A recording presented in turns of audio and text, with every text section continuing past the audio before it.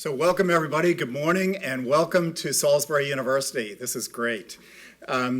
Salisbury University is very proud to host this annual event because we are dedicated to supporting the business community and economic development on the Eastern Shore. I think you all know that construction is now underway on our Entrepreneurship Center, which we have strategically located in the heart of Salisbury in the downtown plaza. Yes, Mr. Mayor.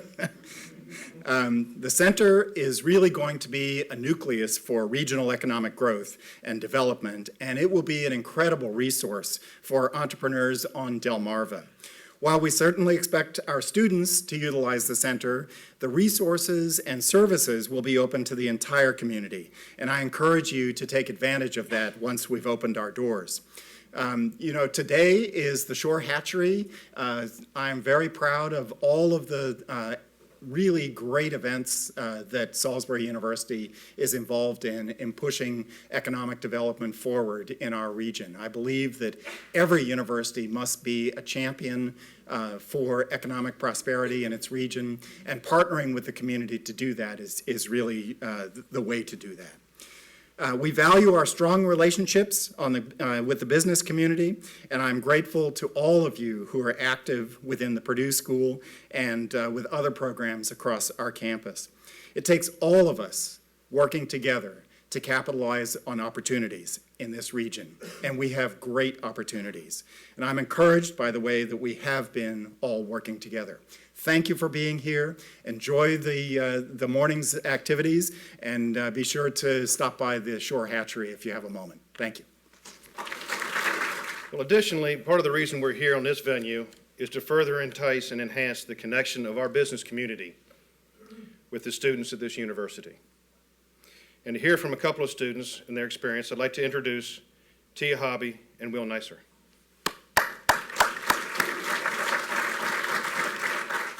Good morning.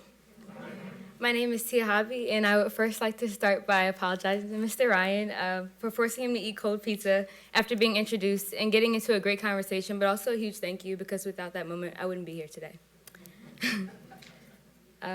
I stand before you all as a student of several titles: a mentor, a friend, a professional business school student, an innovation and entrepreneurship consultant in the Entrepreneurship Hub, and a co-founder and co-president of Vanity Modeling Club on campus.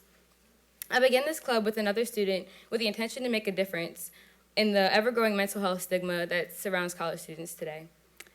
We were awarded both Event of the Year for our Four Seasons fashion show, showcasing our members' growth in confidence and self-love, as well as Best New Club after only 2 semesters of existing. While I could go on about my many membership titles on and off campus, my last title is as an entrepreneur. I launched my business, Clutch, selling fashionable, affordable, and trendy clutch purses about 2 months ago from today. I am my only seamstress, my only financial planner, and my only employee. I began to first see a profit only a week after my first official launch, and profited my first $1,000 after my first month from today, which may sound like a small accomplishment to some, but being that the work for this project began only about a year ago, I would have never thought that my business would have taken off the way that it has. But with the love, support, and push of my family and friends, I don't believe I would be where I am today. Thank you to Ms. Kathy Sterling and Bill Burke, my school mom and dad, for being loving and supporting and always making me formally introduce myself to anyone who walks through the hub, the downtown center, or anyone that you feel that I can make a valuable connection with. Also for allowing me the opportunity to work in an establishment where students' growth and success are endless. Without you both, I would not have had the opportunity to meet so many leading community members, nor would I have completely understand the positive impact that students' relationships with the local community. I would also like to thank Ms. Kathy Kiernan, who's not here today, who I first had the pleasure of meeting at the We Are SU event. She's kept me motivated and has been a supportive mentor ever since. Lastly but not least, I would like to thank Mr. Ryan for treating me to not 1 but 2 pieces the day we met, but also yesterday when we happened to run into each other at the same exact location and got to have lunch with each other once again. I still owe you a slice. Thank you. Good morning, everybody. My name is William Niesner. I am a senior studying management with a minor in entrepreneurship, and I am from Winchester, Virginia. Any Virginians out there? 1 or 2, perfect. It's okay. I've been a Maryland resident for 3 years. Yeah.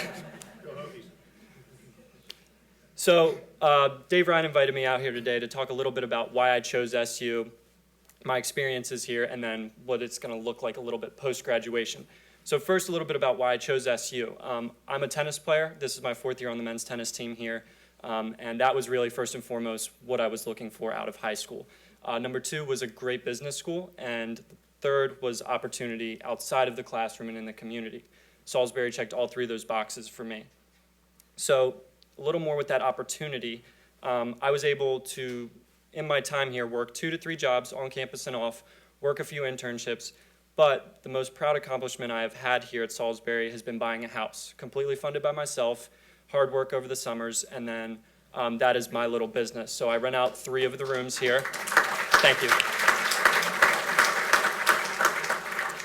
So I rent out 3 of the rooms here to 3 of my teammates, one of which is Matthew Ryan, so Dave and Christina's son, so got to make sure everything stays great.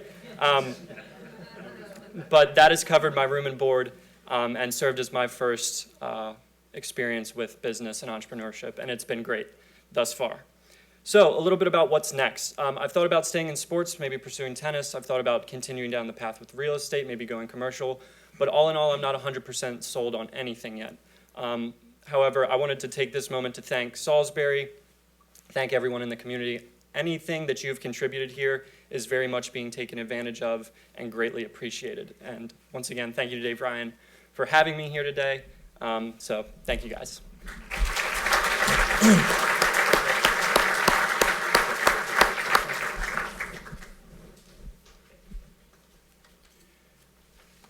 The opportunities presented by this institution are much greater than, I'm an 82 grad, so it's changed a lot, and there's a lot this community has to be proud of. Moving on, while our executive director needs little introduction, let me say it's been a truly inspiring time to be worked with Dave and his entire SWED team of 1. So what they do with their small staff. We got two. Well, it's fantastic. It's unreal. Dave is a fairly modest guy, but throughout his career, he has helped build the microwave and life sciences manufacturing clusters and that we have today. He's also started the county's first small business incubator and the county's first ever revolving loan fund.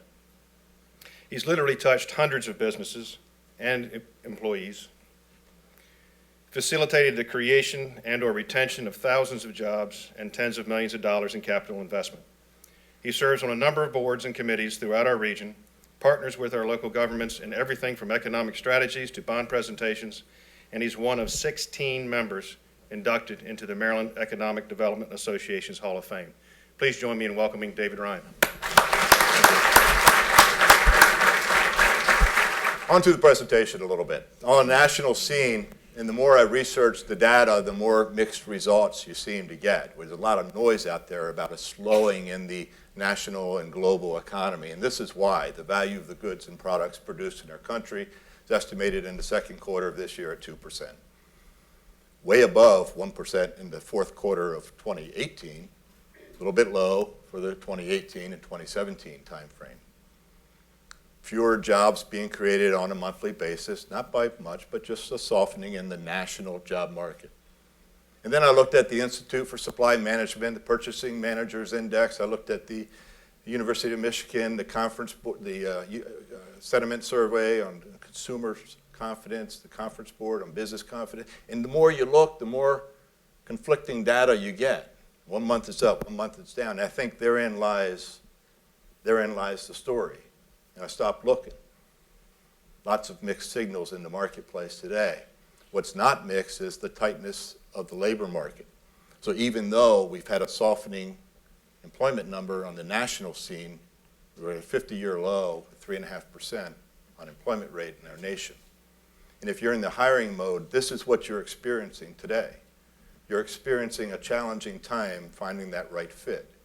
And when you do find that right fit, you're paying for it because you know that talent has options. And I don't see that abating anytime soon. And if I asked this group your feelings on the local economy, my guess is it would be more certainty. It would be less mixed results. And perhaps this is why. through August of this year, and I'm talking employment, Wicomico County is growing at a rate far greater than that of the United States and that of the state of Maryland. In fairness, the first quarter we had the government shutdown, and that impacted it to a degree, but far greater at this point in time. Why? Let's look at job numbers. Each data point represents the average annual job count in Wicomico County beginning in 2002 and ending in calendar year 2018. And I indexed 2002 to 100 and then calculated the change over time. That way, we can compare us easily to other jurisdictions, the state and the nation, and still be on the same chart. So what this says is we have about 10% more jobs today than we did in 2002. If we add in other jurisdictions, Worcester, a little bit less than we had in 2002, but marked improvement. Same thing with Somerset, marked improvement. Same thing with Dorchester, but marked improvement. And so it adds credence to the regional hub, the regional nature of our economy here. And in some respects, I would submit we're still in a recovery mode. And I'll get to that in a little bit. If we add Sussex County, you can see it's a far greater curve upward, driven, be careful what you wish for, driven by the residential housing market, the Sussex County market, and this is secondary, semi-retirement, retirement home markets. And this growth, not just within our community, but in our neighboring counties, helps us, especially in that construction and professional business services sector. So in the construction world, you've got your contractors, your general laborers, you've got your carpenters, your wall trimmers, your masons, your plumbers, your HVAC people, these types of jobs. Professional business services are your architects, your engineers, your surveyors, your paralegals, your mortgage brokers, real estate people, driven largely by that residential market. So where are the jobs? Lower Shore of Maryland, education and healthcare sector clearly has been leading the way and will continue to do so. I don't know why they call this food preparation and serving. It's restaurants and bars is what it means. You don't go to a food preparations establishment to have dinner. You go to a restaurant. You don't go to I can't go there. We can't go to a bar. I was going to say something else, but I can't go there. So I'm pack 14, I think, so we can't. But education and healthcare, if you look at our hospital, the goal is to improve the health of the community. They're reaching out. They're establishing facilities closer to where the population lives to keep more people healthy. Same thing with this university, establishing that brand, reaching out to attract more students where students live or want to take classes online, for example. In that healthcare sector, I want to talk about that just for a second. It's more than your general physicians, nurses, radiologists. It's a broadening sector in our community.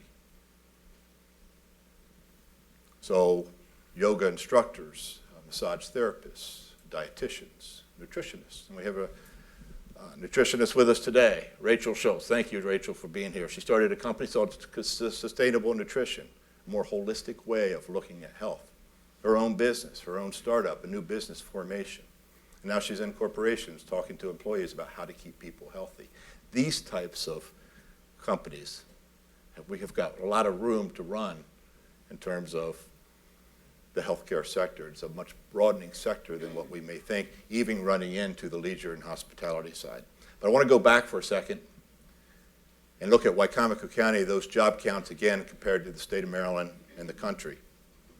The orange line is Wicomico. The purple is the country, and the black is the state. Prior to the recession, we were growing jobs at a far, far greater rate in the state of Maryland and the country as a whole. And if it felt like we were later to the recovery stage, if it felt like the recovery was a little flatter, a little more sluggish here than what the state was experiencing or the nation was experiencing, it's because it was. And right in here, while we're still going down, and this doesn't look like much on a graph, but it represents a period of about 2.5 years where we continued to shed jobs while the state and the country flattened out. But today, we're outpacing the country and state, on parity with the state. So we've lagged in that recovery, and I think that's another reason why we're not seeing the mixed results or the uncertainty that others are seeing on a national or global scale. And so going forward, one thing's for certain, and I don't know that there's a lot of difference between a 3.5%, 4.5%, or 5.5% unemployment rate. The challenge is finding that workforce, is finding that talent. And I don't think the unemployment rate is going to change that a whole lot going into next year. One thing we can do to grow that workforce is to reach kids at an earlier age. And the Junior Achievement is a signature program in my mind. The Inspire event that Jamie and her team are doing at JA, they had 1,200 students go through last year learning about the careers we have here today and tomorrow, what it takes to get there. This year they're planning it in Ocean City, I believe, Jamie, and I think they're looking at 3,000 eighth grade students to go through. A lot of our kids get exposure to those jobs. A lot of them do not. So the more we can create that awareness of the jobs that we have, the better off we will be in the long run. The Archon Welding Training Center and the Metal Fabrication Center. The metal fabrication has a graduation in a couple of weeks, just starting. Signature programs like that. Businesses will grapple next year with the minimum wage increases that are coming from the state of Maryland, about $1 a year, roughly speaking, over the next 5 years. How do you carve out those dollars in today's marketplace? How can you enhance productivity through the use of technology? Millennials will have multiple jobs today, more so than in years past. How do you retain that talent? How do you recruit new talent? So flex time, working at home, bonuses, incentives, reframing job descriptions, things like that is what employers are going through right now to figure that out. Skip over to residential real quick, or the housing market. The blue line is a 12-month moving average. When the 12-month moving average has really served us well over many years on determining on really where the market is heading. And that represents an active inventory level of homes, existing homes for sale in Wicomico County. The black line is the average price, also a 12-month moving average. So we reached a high of, 1,000, 1,100 homes existing on the market in the height of the recession. And right in this time frame, I was doing various talks, and anybody that would listen to me, which weren't a whole lot, thank you. But anybody that did, I said, as long as the inventory came down, the supply came down, and demand remained the same or increased, then prices would have to rise. It just must do that, and it just didn't do it for several years. Only now that we've active inventory below 400 have we started to see price appreciation, and we're starting to see some serious price appreciation compared to the nation. Doesn't cover all tranches of the housing market, but if you're in that 150 to 210, 220, if you're selling, you're probably going to get a good multiple offers, and if you're buying, you're probably going to be competing for that particular house. It gets a little softer in the upper twos, a little softer in the threes, but a strong housing market. And I don't think that's going to ebb anytime soon. On the non-residential side, the demand for industrial space, and early in my career, as Henry knows, we would have a number of users throughout the course of the year looking for something over 50,000, even over 100,000 square feet. Not so much today. The demand is 10,000, 15, 18,000. That's why you're seeing commercial entities and industrial companies buying smaller space and converting it. That's where the demand is, and there's very low inventory of that in the marketplace, which may yield some new construction opportunities going into next year. Strong activity in the city, Mayor. We hear it every day. I'm at One Plaza East, the construction. We see it, we hear it. I think it's right outside our office. I mean, just every single day we hear it.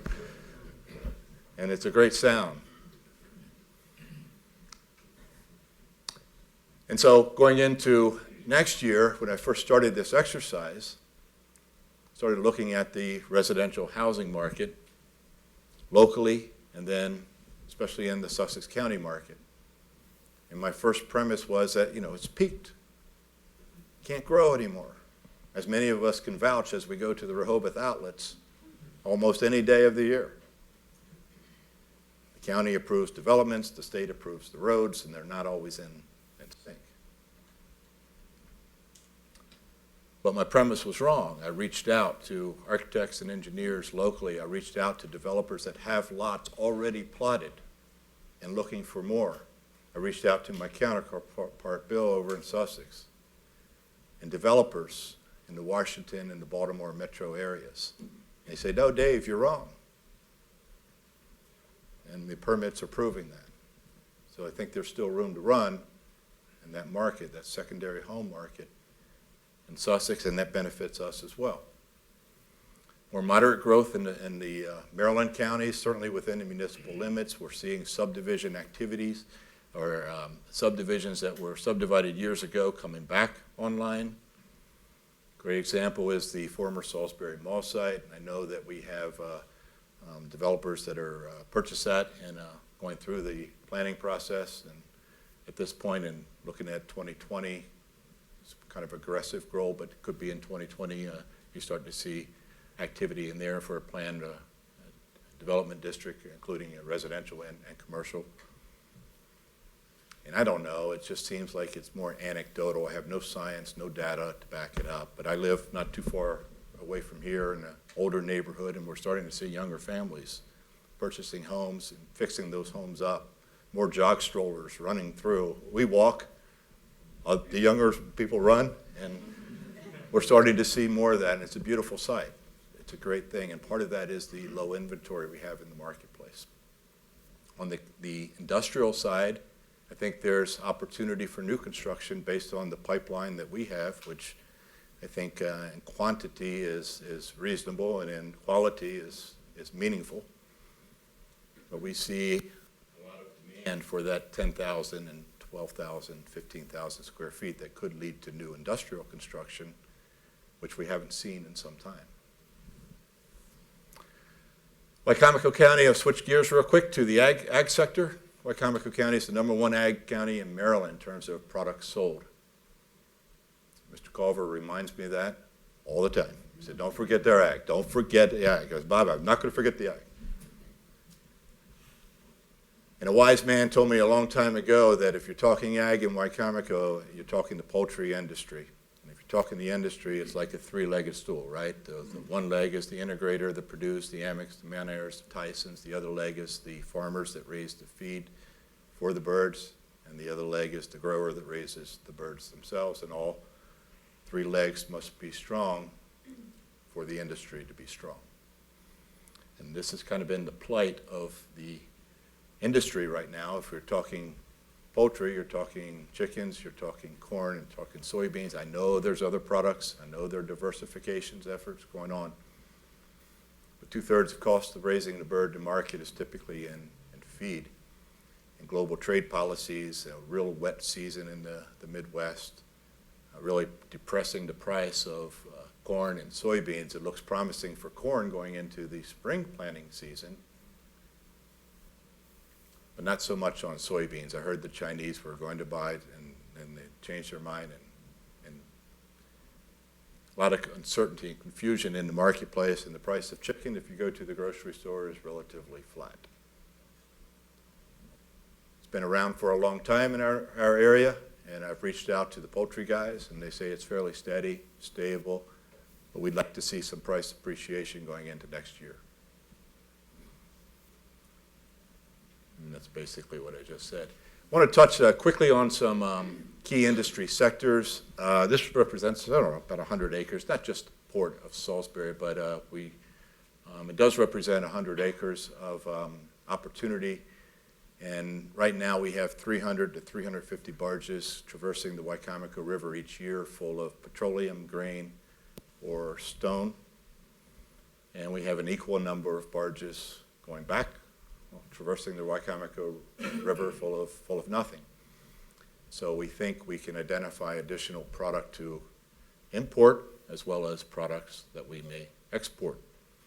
And the more commerce that we can promote along the river, the better off the input costs for our industry is. As an example, we can ship 1 ton of cargo on a gallon of gas by barge 650 miles, 450 by train, and 150 by truck. So the input costs are so great to the poultry industry by barging this grain in and beans can really reduce those input costs. Something similar on the airport, where it's a terrific economic engine for us. The goal there is to lengthen the runway to accommodate American Eagle and Piedmont Airlines, promote general aviation, and then develop ancillary business opportunities associated with airports, like the drone center, which should break ground, Wayne, another month or so, Bob, or 2 months.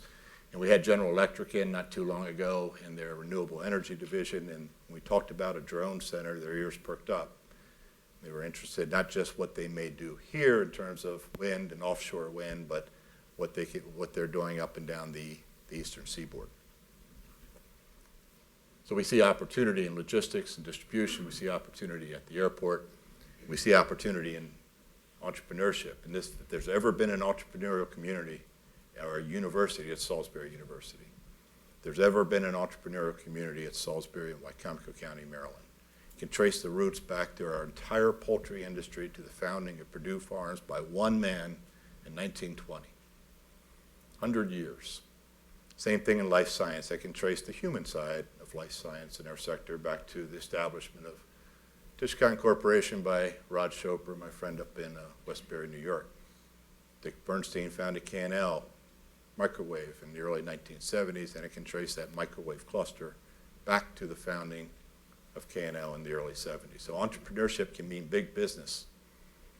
And that's why it's so great, Dr. White, to see, and Christy, and Memo, and John, and Bill just do a terrific job running these competitions, which we'll be participating in this afternoon.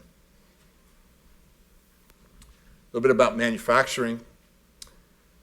The sectors in which we find our strength these days are life science, and that's good, because as our nation ages, that looks promising going into the future. That, and as well as animal health. So companies like AH Pharma, Zoetis Corporation, Cadista Pharmaceuticals, Tishcon Corporation, Trinity Sterile, all have growth opportunities going into next year. Something similar with cabling and wiring, and I thank Scott Bozarth for the business here, CCSI. Don't ever think we've forgotten when Safran Labanol closed in 2015. Don't ever think we've forgotten those jobs that we lost, and don't ever think we're not working to replace those jobs. And we're up to about 200 strong right now, 3 companies in the community, and we now have that breadth and depth in which we can bid on larger contracts. So going forward in the future, that sector looks very promising as well.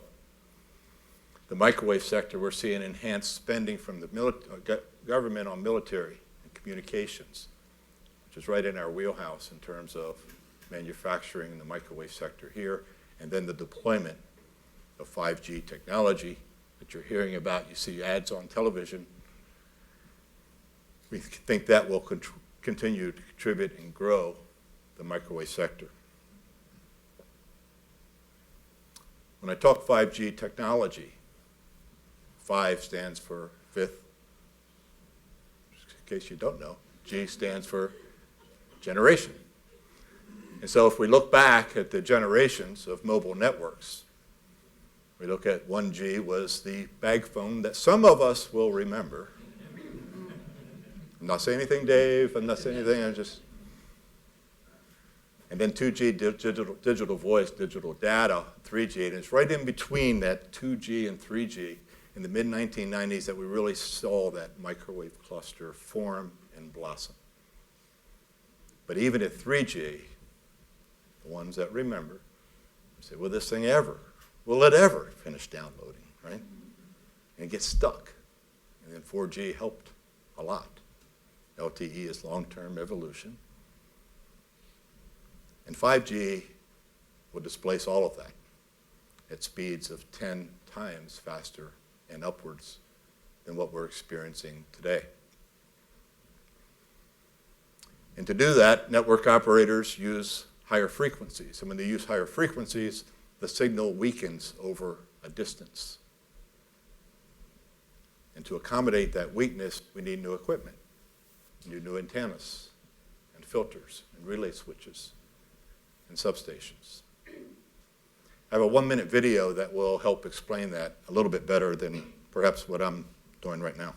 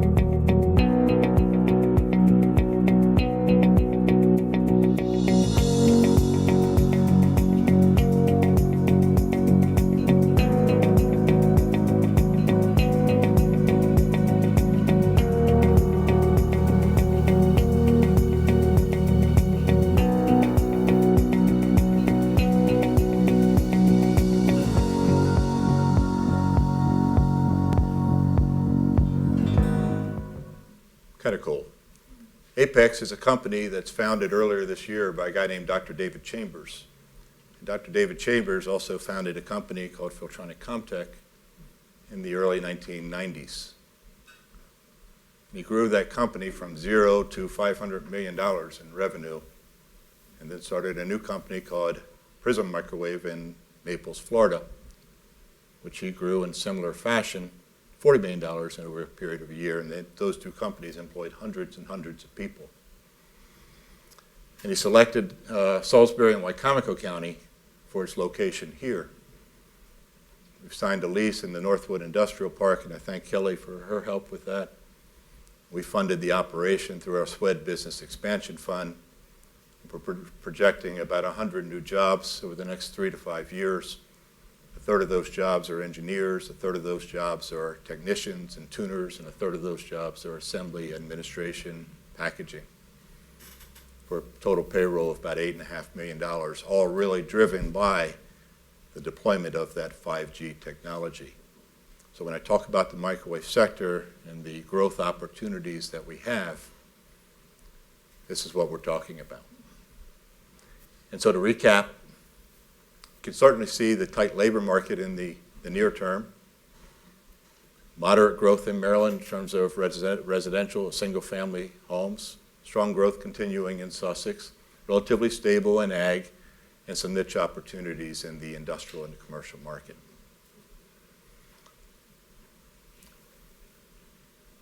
I again want to thank everybody for coming out today, especially our sponsors for allowing us to present and making this event happen.